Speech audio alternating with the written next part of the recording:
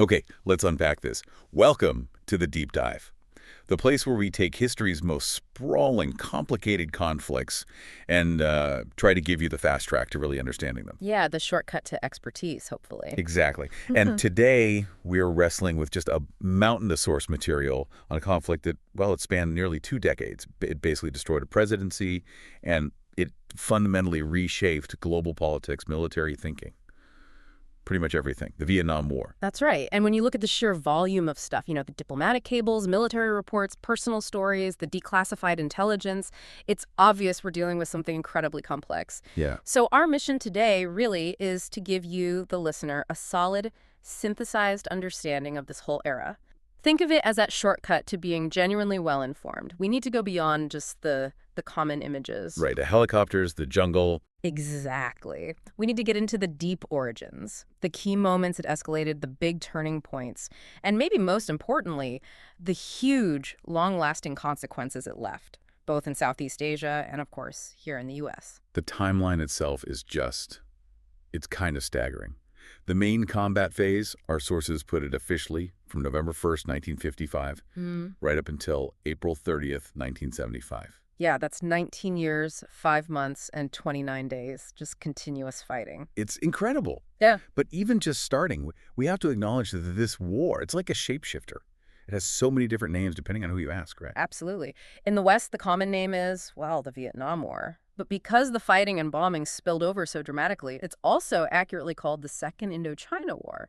It pulls in Laos and Cambodia directly. And here's where the perspective just flips completely. If you talk to people on the winning side, the official name in Vietnam today is Kung Ching Chang Mo, Which translates to? the resistance war against America to save the nation. Wow, okay, how critical is that name?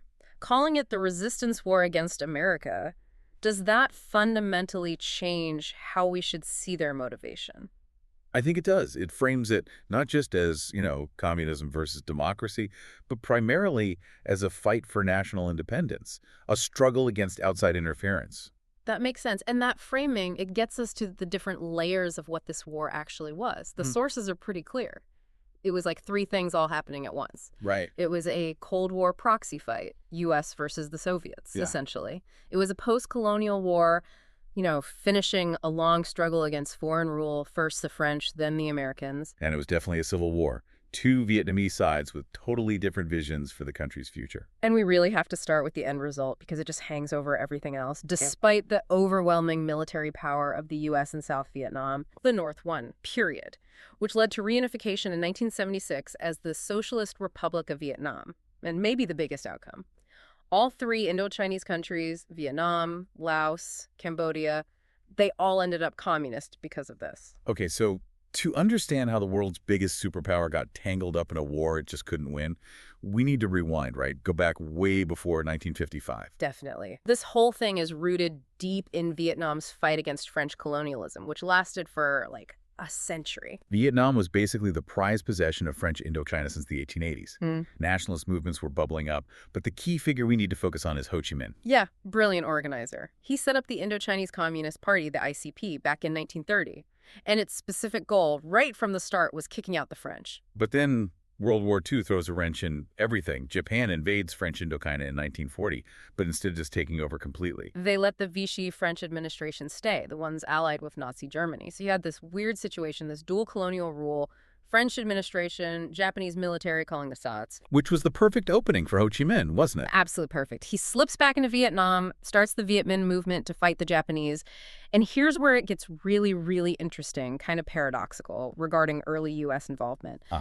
The U.S. Office of Strategic Services, the OSS, basically the early CIA, they actually started giving the Viet Minh weapons and training in 1944. Wait. The U.S. was working with Ho Chi Minh. That seems like a massive irony now. Huge irony. They were allies against the Japanese, fighting side by side. So not just military alignment. Not politically, too.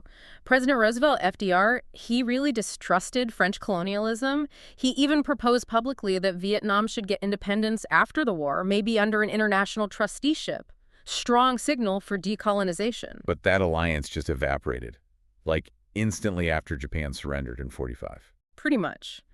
The Viet Minh declared the Democratic Republic of Vietnam, the DRV, up in Hanoi. But then British and French forces arrived, supposedly to handle the Japanese surrender south of the 16th parallel. The British actually helped the French stage a coup to put themselves back in charge in the south. And the U.S. The U.S., now focused on containing the Soviets in Europe, basically just let it happen. Support for the Viet Minh, gone. Which kicks off the First Indochina War. France versus the Viet Minh, 1946 to 54. Right. And during that time, Ho Chi Minh's forces consolidated power in the north. They also purged rival nationalist groups, even Trotskyists. Shows you the internal struggle for Vietnam's future was already fierce, long before the Americans showed up in force. And this is exactly when Washington starts seeing everything through that Cold War lens, isn't it? Exactly. The Korean War breaks out in 1950, and suddenly Washington looks at Indochina and doesn't see a colonial struggle against France anymore. They see Moscow pulling the strings, communist expansion. So the U.S. officially recognizes the French-backed state of Vietnam under Emperor Bao. And starts paying the bills. Massively. By the time the French were really struggling militarily in the early 50s, the U.S. was footing 80% of their war costs. That's $1 billion by 1954. So the U.S. was deeply invested long before any American combat troops landed. Then comes the big turning point. Dien Bien Phu, May 1954. The French garrison gets surrounded, completely hammered, and surrenders. Huge defeat for France. Humiliating. Militarily and politically. So the Geneva Conference happens, Vietnam gets independence, but it's temporarily partitioned, North and South divided at the 17th parallel. And the key word there, like you said, is temporary. Elections were supposed to happen in 1956 to unify the country. Supposed to, but the U.S. strongly objected to that part of the deal. Why object to an election? Seems counterintuitive. Because they knew who would win. The intelligence was crystal clear. Eisenhower himself said it, something like, I never talked to anyone knowledgeable who didn't agree that if elections were held, maybe 80% would have voted for the communist Ho Chi Minh. Wow, 80%. Yeah. So they just couldn't risk it. Couldn't risk it.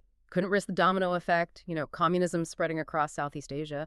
So at the same time, the CIA gets busy with Operation Passage to Freedom. What was that? A huge psychological campaign. They played up fears of Viet Minh persecution, especially against Catholics, and it worked. It drove this massive demographic shift south. Massive. Up to 1 million Northerners fled south. At least 500,000 were Catholics. And strategically, this was actually a huge help for the new government forming in the south. How so? It gave the future leader, Ngo Dinh, this ready-made, strongly anti-communist base of support. Absolutely crucial for him. Meanwhile, about 100,000 Viet Minh fighters moved north, for regroupment, expecting to go home in 2 years after the election. The election that never came. Exactly. They left behind maybe 10,000 political cadres in the south, just waiting. Okay, so that brings us right to the crucial Diệm era. 1954 to 63. This is before the big American troop surge. But it feels like this is where the seeds of the South's failure were really sown. Absolutely. Ngo Dinh, with strong U.S. backing, immediately took control, rejected the Geneva Accords outright, held this referendum in October 55. At the referendum, yeah. Claiming he won 98% of the vote, Yeah. which included, famously, 133% in Saigon. Apparently, his American advisors told him, maybe dial that back a bit, make it look less suspicious. 133%. What does that even tell you about his approach to power? It tells you he was sure of his control, but had zero interest in appearing democratic or even subtle. It told the Americans, look, this guy's reliably anti-communist, but he's not going to build broad support. He's an autocrat. Declare the Republic of Vietnam, the ROV, with himself as president. And his rule was divisive from the start, wasn't it? Deeply divisive. He was a devout Catholic ruling a mostly Buddhist country, very socially conservative. He also went after rival religious groups like the Cao Gai and Hoa Hao militarily, crushed political opposition. And denounced the communist campaign in 55. That sounds pretty ominous. It was basically a purge. Anyone suspected of being communist or even just anti-government could be rounded up. Imprisonment, torture, executions, often with no real trial. North Vietnam claimed over 65,000 people were locked up by late 57. Did it work? Did it stamp out the communists? No, quite the opposite. It didn't really isolate the communists. It just made huge numbers of ordinary people in the countryside resent the government even more. It fueled the anger. And that anger directly fed the insurgency, the Viet Cong. What's really key here, something often missed, is how Diệm messed with land reform, right? Yes, that's crucial. The Viet Minh had given land to the peasants, Diệm reversed it. He forced peasants to give the land back to the old landlords and even pay back rent for the years they'd farmed it. So it becomes a class war, an agrarian struggle, not just ideology. Exactly. The North Vietnamese communists saw this resentment boiling over and thought, okay, now's the time. January 59, they formally approve a people's war in the South. By December 1960, the Viet Cong, the VC, is officially formed technically in Cambodia to unite all the anti-government groups. And it's directed by COSVN, COSVN. Central Office for South Vietnam, basically North Vietnam's secret headquarters running the show in the South. So the North is directing it, but the fire is local anger at Dife. And this is when the North really starts sending serious help down south. Yeah, Group 559 gets created. Their job is to upgrade the Ho Chi Minh Trail, which at first was just this incredibly rough 6-month trek through the mountains. They start turning it into a real supply line. How many fighters got through early on? By 63, they estimate about 40,000 communist soldiers, NVA regulars, and cadres had infiltrated the South, bringing Soviet and Chinese weapons with them. And this whole messy, deteriorating situation lands right in President Kennedy's lap. Right. And Kennedy, after the Bay of Pigs fiasco in Cuba and the Berlin Wall going up, he felt U.S. credibility was on the line. He saw Vietnam as a place where they absolutely had to draw the line against communism, couldn't afford to lose another country. So he ramps up involvement. Advisors jump from about 900 under Eisenhower to 16,000 by November 1963. Big jump. But U.S. officials were getting really worried about the South Vietnamese army, the ARVN. They weren't performing well, and the blame increasingly fell on Dimp's leadership. Corrupt, incompetent. And their big idea to fix the countryside situation, the Strategic Hamlet Program. Total disaster. Ran from 61 to 64. The idea sounded logical, maybe? Forcibly move peasants into fortified villages, protected by the army to cut them off from the VC. But forcing people off their ancestral land? That rarely wins hearts and minds, does it? Never. It was badly implemented, often corrupt. Peasants had to build their own new homes, often far from their fields. Instead of isolating them from the VC, it just gave the VC new targets, new recruits, and made people hate the Saigon government and the Americans backing it even more. By 64, the VC had overrun or dismantled loads of these hamlets. Then things really boil over with the Buddhist crisis in 63. Yeah. Starts with shootings in Hua. Yeah, May 63. Diem handled it terribly, refused concessions. His brother, Ngoyi Nu, used his special forces to raid pagodas, monks setting themselves on fire in protest. Those images went worldwide. That was the final straw for Washington. They decided Diem was either going to lose the war or maybe even cut a secret deal with Ho Chi Minh. Which leads to the coup. The U.S.-backed military coup, November 2nd, 1963. Diem and his brother were assassinated. U.S. officials, like Ambassador Henry Cabot Lodge Jr., basically gave the green light. Lodge even congratulated the coup leaders afterwards, saying something like, prospects are now for a shorter war. How wrong could he be? Tragically wrong. Removing Diem didn't stabilize anything. It threw South Vietnam into years of chaos, one military government after another. A revolving door. And Hanoi took full advantage, ramping up infiltration and support for the Viet Cong. The coup basically destroyed the government the U.S. was trying to prop up. Okay, so this post-Diem chaos, this instability, it really opens the door for the next phase, doesn't it? For President Johnson to fully Americanize the war. Exactly. And the key moment, the trigger, or maybe the excuse that gave him the legal cover, was the Gulf of Tonkin incident, August 1964. Right. The first incident, August 2nd. The USS Maddox was definitely fired on by North Vietnamese torpedo boats, no question there. But the second reported attack 2 days later on the Turner Joy in Maddox, that was different. Heavy weather confusion. Yeah, really murky circumstances. Johnson himself apparently said privately something like maybe those sailors were just shooting at flying fish. And here's the bombshell revelation from the sources, right? The thing that changes the whole narrative about why the U.S. went all in. Absolutely. An NSA publication, declassified only in 2005, confirmed it definitively. There was no North Vietnamese attack on August 4th. Zero. The reports were based on bad radar, maybe sonar, panic, miscommunication. Okay, but the first attack did happen. So the second, the non-existent one, just convenient political cover, a pretext for something the administration already wanted to do. That's pretty much the consensus now among historians. It was the justification they needed. Based on those reports, including the false second one, Congress overwhelmingly passed the Gulf of Tonkin Resolution on August 7th, 1964. And that resolution gave Johnson basically a blank check. It gave him the authority to take all necessary measures to repel attacks and prevent further aggression. It let him massively escalate the war without ever needing a formal declaration of war from Congress. And escalate he did. After a VC attack on a U.S. base in February '65, he launches Operation Rolling Thunder. Yeah, this massive, sustained bombing campaign against North Vietnam, supposed to destroy their infrastructure, break their will to fight.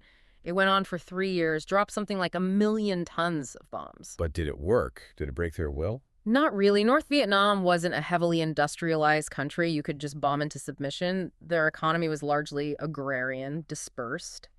And ironically, the bombing probably helped Hanoi mobilize its population. It fit perfectly into their narrative. See, we're the heroic defenders against American aggression. It reinforced that resistance war idea. Then the ground troops start pouring in. March '65, 3,500 Marines land at Da Nang. And that was just the beginning. Troop levels shot up, peaked at over 5,543,400 by April 1969. And the strategy was dictated by General William Westmoreland. The strategy of attrition. Right. The core idea was simple, brutal math. Kill enemy soldiers faster than they can replace them. Reach the crossover point, they called it. Then the enemy would collapse. This meant aggressive search and destroy missions. Find the enemy, kill them.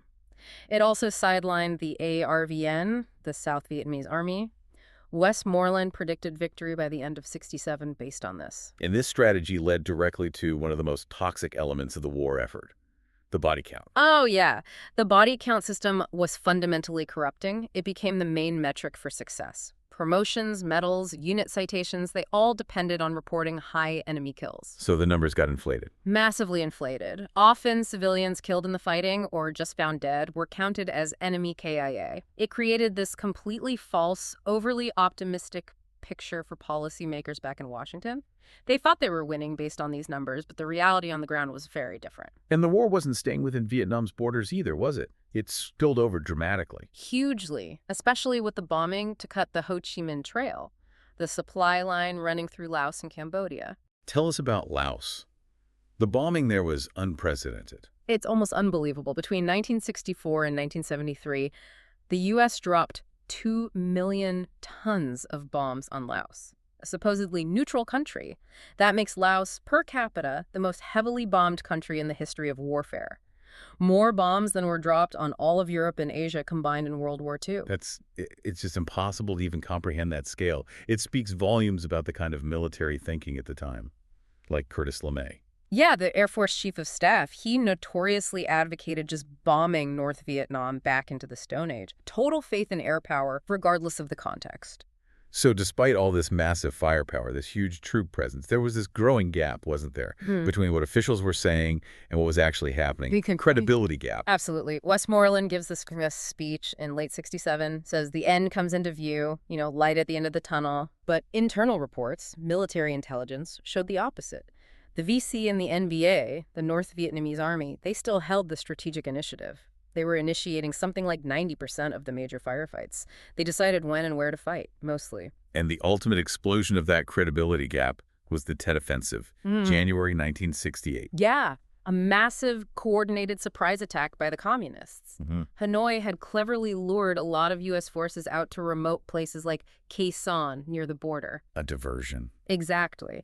Then, during the Tet holiday truce, they hit over 100 cities and towns simultaneously. Military bases, government buildings, even breached the walls of the U.S. Embassy in Saigon. It was a colossal intelligence failure for the U.S., on par with Pearl Harbor, really. But tactically, for the communists, it was actually a disaster, wasn't it? Huge disaster. They took horrific casualties, maybe over 45,000 killed. They completely failed to trigger the popular uprising they hoped for.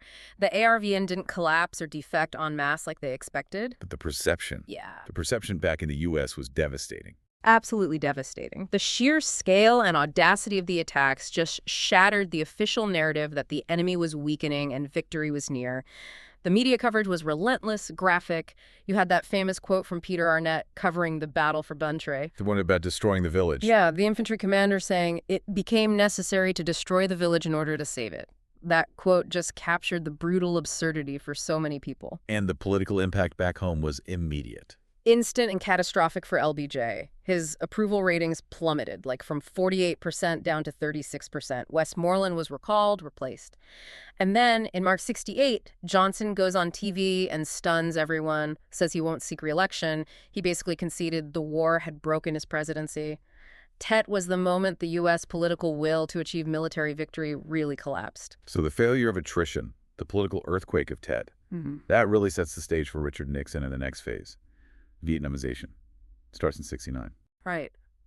Vietnamization was Nixon's plan for peace with honor. It had two main parts. First, gradually withdraw U.S. troops. Second, build up the South Vietnamese Army, the ARVN, so they could take over the fighting themselves. But while planning the withdrawal, Nixon also tried something pretty extreme, didn't he? This madman theory. Yeah, the madman theory. Classic Nixon, really. He wanted North Vietnam and, crucially, their Soviet backers to think he was unpredictable, maybe even irrational, capable of anything to end the war.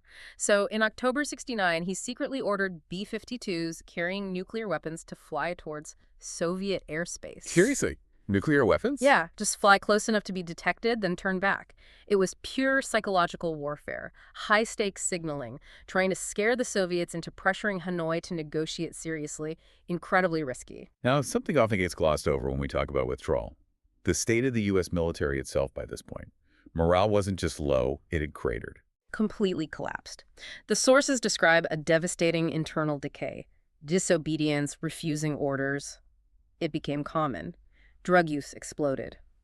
A congressional report estimated maybe 10% of U.S. soldiers were using heroin by 1971. 10%. Desertion rates quadrupled compared to earlier in the war. The professional fighting force the U.S. sent over in '65 was just falling apart from the inside out by the early '70s. And this breakdown led to changes in tactics on the ground, right? Search and avoid. Yeah, instead of aggressively seeking out the enemy, search and destroy, units increasingly tried to avoid contact.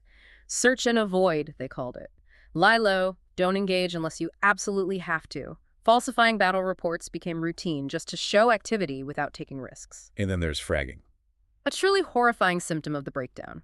Fragging soldiers trying to kill their own officers or NCOs, usually with fragmentation grenades. There were over 900 suspected incidents between '69 and '71. It speaks volumes about the loss of trust, the breakdown of discipline, the sheer despair within the ranks. And all this is happening while outrage back home is peaking. Absolutely. News of the My Lai massacre finally broke in late '69, shocking everyone. The Green Beret affair, where U.S. soldiers were accused of executing a suspected double agent. Then in '71, the Pentagon Papers get leaked, revealing decades of government deception about the war. Exactly. All this fueled massive anti-war protests. You had the Kent State shootings in 1970, where National Guardsmen killed student protesters. The country felt like it was tearing itself apart over the war. So while Nixon is pulling troops out of Vietnam, he's actually expanding the war elsewhere. Paradoxically, yes. He authorized the secret bombing of Cambodia Operation Menu starting in March '69, targeting supposed VC sanctuaries and supply lines. Secret bombing? What secret was it? Secret from the American public and Congress, but obviously not from the Cambodians being bombed. This massively destabilized Cambodia. Then in 1970, the neutralist leader, Prince Sihanouk, is overthrown by Lon Nol. Sihanouk allies with the Khmer Rouge. North Vietnam invades Cambodia to support them, and then the U.S. and ARVN launch a counter-invasion. Which just throws fuel on the fire, the Cambodian Civil War. Exactly. It drove huge numbers of previously moderate Cambodian peasants straight into the arms of the extremist Khmer Rouge, a catastrophic own goal in hindsight. And the test of Vietnamization itself in Laos, Operation Lam Son 719, how did that go? It was a disaster. February 1971. The ARVN pushed into Laos to cut the Ho Chi Minh Trail. No U.S. ground troops allowed, only air support. They got bogged down, surrounded by superior NVA forces, and eventually routed. It was described as a panicked rout. Huge casualties, equipment abandoned. So it proved Vietnamization wasn't really working. It proved the ARVN, despite U.S. training and gear, still couldn't handle major operations against the NVA without direct U.S. ground support or at least overwhelming decisive air power. Leadership, logistics, morale, all still huge problems, exposed the whole concept as deeply flawed. But the U.S. withdrawal kept going anyway, driven by domestic pressure. Then comes the last big conventional fight involving significant U.S. power. The Easter Offensive, 1972. Right. This was a massive NVA invasion of the South. Full-on conventional attack tanks, heavy artillery, Soviet style. They punched deep into South Vietnam. And the ARVN almost collapsed. They bent badly, but didn't quite break, mainly because Nixon unleashed ferocious U.S. air power. Operation Linebacker 7, then the really intense Linebacker to Second bombing of Hanoi and Haiphong around Christmas 72, plus mining Haiphong Harbor. That air power stopped the offensive and pushed Hanoi back to the negotiating table. It showed, again, that U.S. air power was the crucial pillar holding up the South. Which leads directly to the Paris Peace Accords, January 1973. Kissinger and North Vietnam's Le Duc Thuc. Yep. They won the Nobel Peace Prize for it, though Le Duc Thuc refused to accept his. The accords officially ended direct U.S. military involvement. All remaining U.S. troops had to be out within 60 days. Was that the only part of the agreement that actually stuck? Pretty much the only article fully carried out. The crucial, fatal flaw for South Vietnam was that the accords allowed North Vietnamese troops, maybe 200,000 of them, to stay in the South. They were left in a dominant military position. And Congress immediately tied the president's hands. Yeah, Congress passed the Case-Church Amendment soon after, banning any future U.S. military intervention in Indochina without explicit congressional approval. That effectively killed any chance of U.S. air power returning to save Saigon later. The lifeline was cut. So the stage is set for the final act, 73 to 75. The fighting never really stopped, did it? The War of the Flag. Never stopped. Both sides violated the ceasefire constantly. North Vietnam used the time to rebuild, massively improve logistics on the Ho Chi Minh Trail, now with pipelines and paved roads in places, and prepare for the final push. What was the signal that the end was truly near for the South? The fall of Phuoc Long Province in January 1975, the NDA took it and waited. The U.S. did nothing. Ford asked Congress for emergency aid. Congress refused. That sent a devastating message to Saigon. The Americans are not coming back. Morale in the South, especially among the elite and the military leadership, just evaporated. And the final North Vietnamese offensive, the Spring Offensive of 75, it was surprisingly fast. Shockingly fast. Even surprised Hanoi, apparently. General Van Thien Dung launched Campaign 275, hit Ban Ma Thuot in the Central Highlands. The ARVN defense there just disintegrated.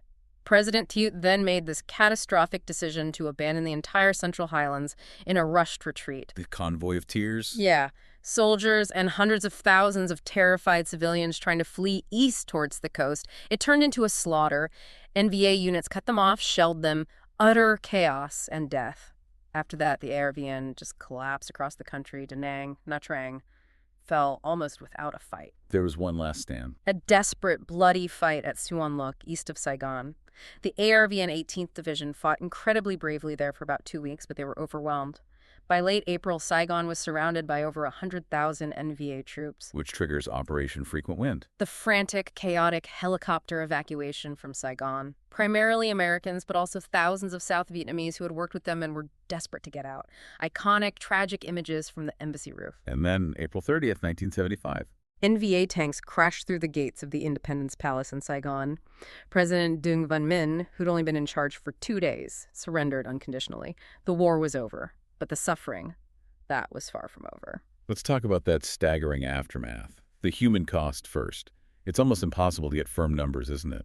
The estimates vary wildly, but they're all horrific. Total violent deaths, soldiers and civilians on all sides, probably somewhere between, say, 970,000 and maybe over 3 million Vietnamese. And the civilian toll within that. Again, estimates. Maybe 200,000 to 430,000 South Vietnamese civilians killed directly in the fighting. U.S. bombing in the north might have killed between 30,000 and maybe 180,000 civilians. And for the U.S., the final number etched on the wall, 58,281 Americans killed. The sources also address war crimes, and they're clear that atrocities happen on all sides. We need to be impartial here. Absolutely. On the U.S. and South Vietnamese side, you have incidents like the My Lai massacre, which became infamous. There's also the Phoenix program, coordinated by the CIA to neutralize the Viet Cong infrastructure. It led to the deaths of between 26,000 and 41,000 people. Many later acknowledged to be innocent civilians caught up in it or killed based on false accusations. Torture was widespread in South Vietnamese prisons. And on the North Vietnamese and Viet Cong side? Also terrible crimes. Widespread use of terrorism bombings, assassinations against village chiefs, teachers, government workers. And during the Tet Offensive, specifically in Hue, the VC and NVA systematically executed over 3,000 unarmed civilians, foreigners, anyone considered an enemy or collaborator. The scale of VC terrorism throughout the war was immense. Then there's the environmental legacy, the chemical warfare.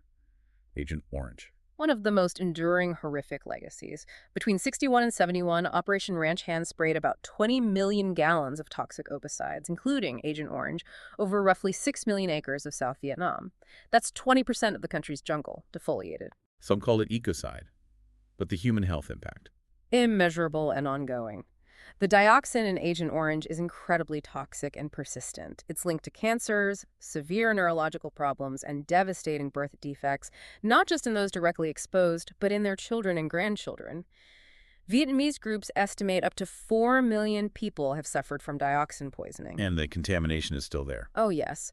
In some hot spots, especially around former U.S. air bases like Da Nang or Bien Hoa, where the chemicals were stored and loaded, dioxin levels in the soil remain over 100 times internationally accepted limits, even today. Has the U.S. acknowledged this for Vietnamese victims?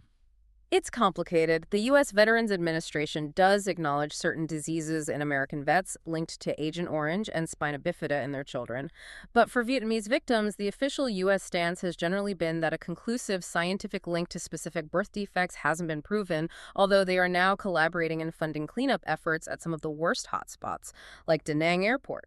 Okay, moving from chemical devastation to the immediate aftermath of the war. Reunification didn't mean reconciliation, did it? Far from it. The victorious North imposed harsh rule.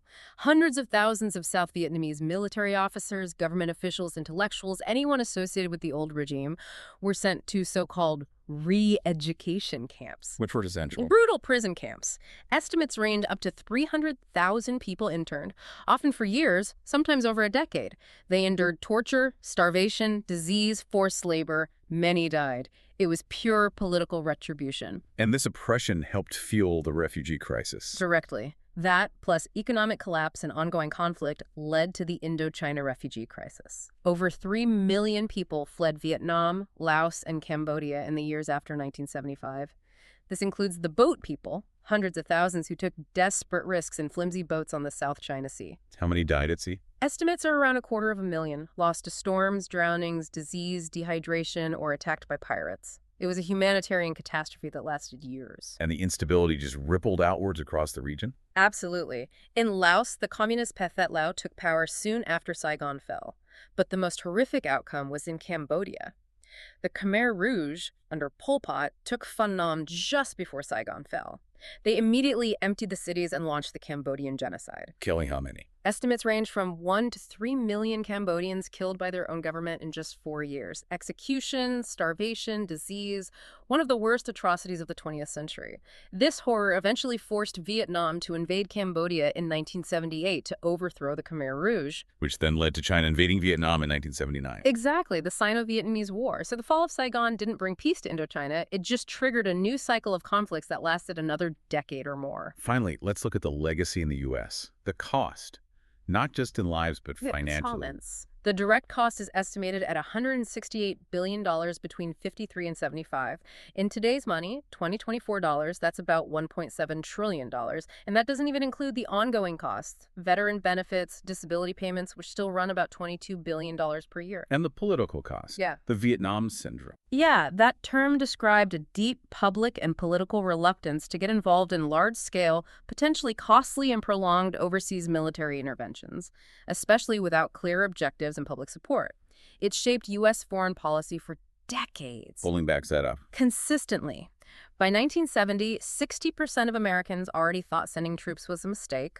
By the 90s and 2000s, that number was stable around 70%. A lasting public consensus. And the military itself had to rethink everything. Fundamentally, even the architects of the war eventually conceded failure. Robert McNamara, Secretary of Defense under Kennedy and Johnson, later wrote that achieving military victory. He called it a dangerous illusion. And Kissinger.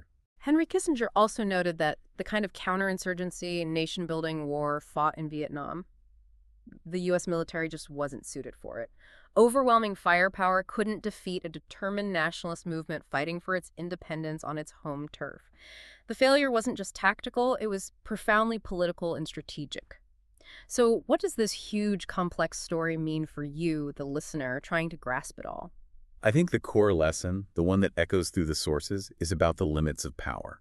It shows the failure of the world's mightiest superpower, using overwhelming military force to achieve its political aims against a deeply determined nationalist movement fighting on its own soil. Yeah. And it highlights the danger of misinterpreting a complex situation, seeing a post-colonial independence struggle primarily through the narrow lens of a Cold War ideological battle, while ignoring the local history, the local grievances, the political realities on the ground. For me, a couple of facts really stand out from this deep dive, things that maybe redefine the war beyond the usual images. One is just the sheer scale of the bombing of Laos, calling it the most heavily bombed country in history. That's staggering and something we just don't talk about enough. It's almost erased history for many. And the other is the depth of the internal collapse within the U.S. military itself by the end. The fragging stats, the drug use, it wasn't just losing the war, the institution itself was fraying badly. It shows the human cost on the soldiers themselves, asked to fight and die for a mission that fewer and fewer believed in. Okay, so here's a final thought for you, the listener, to maybe chew on after hearing all this. Considering that almost unbelievable financial cost, that $1.7 trillion in today's money, and the decades of Vietnam syndrome that followed, what if all that treasure, all that focus hadn't gone into the military conflict? What kind of non-military battle, maybe against poverty or for education or infrastructure development in Southeast Asia, what could have been achieved if that $1.7 trillion had been spent entirely on diplomacy and development back in the 50s and 60s instead of on bombs and napalm? Something to think about.